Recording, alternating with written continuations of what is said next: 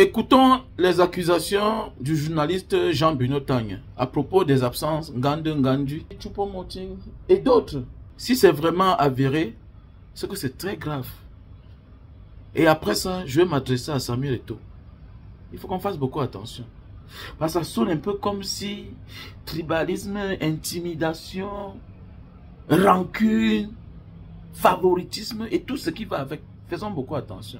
On parle comme ça là de l'équipe nationale du Cameroun et non de la propriété d'un individu. Écoutons et je vous reviens. Compris, mais il s'est dit, mais qui est-il pour venir me dire ce que je dois faire? Oui. Et dès cet instant, Michael Ngandou avait signé son arrêt de mort. C'est très grave, hein? Si ce que Jean-Bruno Tagne dit là, c'est avéré là, c'est que c'est très grave. Monsieur Samuel Eto'o, il faut te revoir.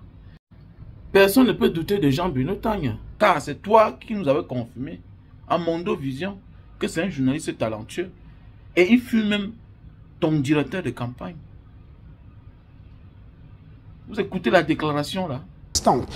Chaque fois que je discute, même avec ceux qui étaient mes camarades dans cette équipe de campagne, quand je leur dis, mais les gars, pourquoi vous pouvez laisser Samuel faire telle chose? Et la réponse qui revient chaque fois, invariablement, quelle que soit la personne avec laquelle je parle, c'est Jean-Bruno, tu es bien placé pour savoir qu'il n'écoute personne, simplement. C'est dire qu'il n'écoute pratiquement pas, parce que... il écoute lui-même. C'est-à-dire qu'il est convaincu que tout ce qu'il fait est bien.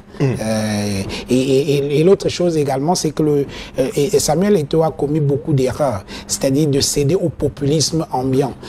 Quand il fait des choses, les badauds, la foule applaudit, il a l'impression que c'est très bien. Mais malheureusement, il devrait savoir que la foule ne réfléchit pas. Quand vous lisez la psychologie des foules, Gustave Le Bon, c'est très très clair. La foule ne réfléchit pas. Au contraire, si vous avez tendance à suivre la foule va vous mener vers le gouffre. Pour illustrer un peu cette histoire de foule à laquelle il ne faut pas faire confiance parce qu'elle ne réfléchit pas, on a eu, pour ceux qui lisent la Bible, je ne suis pas un grand lecteur de la Bible, hein, je crois en Dieu, ça c'est sûr, mais lorsqu'on a mis Jésus sur la croix pour le tuer, il était avec un brigand qu'on appelait Barabbas, je crois, et la foule a demandé de libérer Barabbas et de tuer Jésus. Voilà, donc c'est exactement cette foule-là. Donc si vous êtes un manager, au lieu de faire confiance au personnel technique qui est là pour vous accompagner, pour vous aider à réussir, et vous cédez au populisme, à la foule, il est évident que vous allez échouer. Alors, faut-il et doit-on manager par la rancune, Jean-Bruno Tagne? Non. Deux cas d'espèce, le cas de Eric Maxime Choupo-Moting et le cas, par exemple, de Michael Ngandou, qui ne sont... pour Michael, il n'est ni allé à la Coupe du Monde, ni à la dernière CAN. Et pour Eric Maxime Choupo-Moting, il n'est pas allé à la dernière Coupe d'Afrique des Nations. Et lorsque vous faites le parallèle, ce sont les mêmes plaintes qui reviennent, parce qu'ils ont eu des frottements avec Samuel Eto'o. Absolument. Est-ce qu'on doit diriger les hommes de cette manière? Mais non, absolument pas. Je pense que ce sont également les conséquences, l'échec du Cameroun aujourd'hui et le bilan assez chétif, indigent même de l'exécutif actuel de la Fédération camerounaise de football est la conséquence effectivement du management par la terreur. C'est-à-dire qu'il dirige par la terreur et il dirige également par la rancune.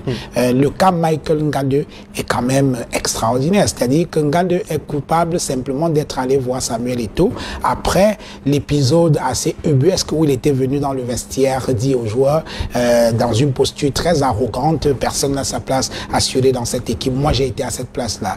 Les cérémonies, voilà. Comme des gamins. Ben oui, c'était hallucinant. On n'a jamais vu ça. Et donc quand il a fait ça, et il n'était pas le coach, hein, il était le président de la fédération. Et après cet acte, le lendemain à l'entraînement, Michael Ngandou est allé le voir pour lui dire, bon président, tu n'as pas besoin de faire ce genre de discours, surtout que nous avons gagné. Et quand tu le fais avec des caméras qui te filment, il était armé de micros, donc c'était quelque chose il venait faire son show. C'était préparé. Oui, il venait faire le show. C'est pas bien.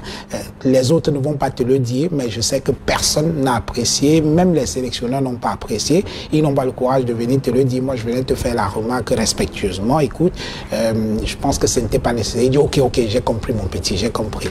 Sauf que malheureusement, il a peut-être compris, mais il s'est dit, mais qui est-il pour venir me dire ce que je dois faire? Et dès cet instant, Michael Ngandou avait signé son arrêt de mort. Ils étaient deux à qui on voulait couper la tête. Il y avait Michael Ngandou et Zambo Anguissa. Monsieur Samuel Eto'o, je pense que ta gloire, tu veux que ça perdure. Que même tes enfants perpétuent ton nom. Et pour cela, un leader doit te pondérer. Hier, malgré que tu n'étais pas un joueur aussi discipliné, mais un bon joueur, on n'a pas profité de ça pour briser ta carrière.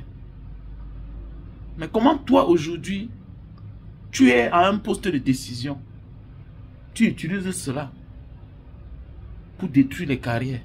Est-ce que c'est bien? Il faut qu'on pense à nos progénitures. Hein.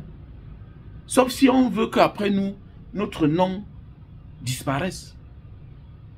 Car nos enfants n'héritent pas seulement nos biens, hein, matériels ou financiers. Non. Ils héritent aussi notre karma, en bien ou en mal. Ça prend le temps, mais chacun va payer. Faisons beaucoup attention. On ne peut pas être dans un poste de responsabilité comme ça, là. On blague avec la vie des gens. Un leader doit être pondéré. On ne dirige pas avec la rancune. La rancune fait toujours du mal aux rancuniers. C'est clair. Même pour les simples choses, il faut détruire les carrières. Mais c'est comment? Mais l'équipe nationale, c'est l'équipe nationale du Cameroun. Hein? C'est le gâteau national. Comment chacun veut être dictateur à son petit niveau? J'invite les influenceurs, les blogueurs, activistes de prendre ce dossier en main. On doit parler de ça. C'est une déclaration qui sort comme ça de la bouche de Jean-Bruno Tang. Donc là, c'est sérieux. Faisons beaucoup attention.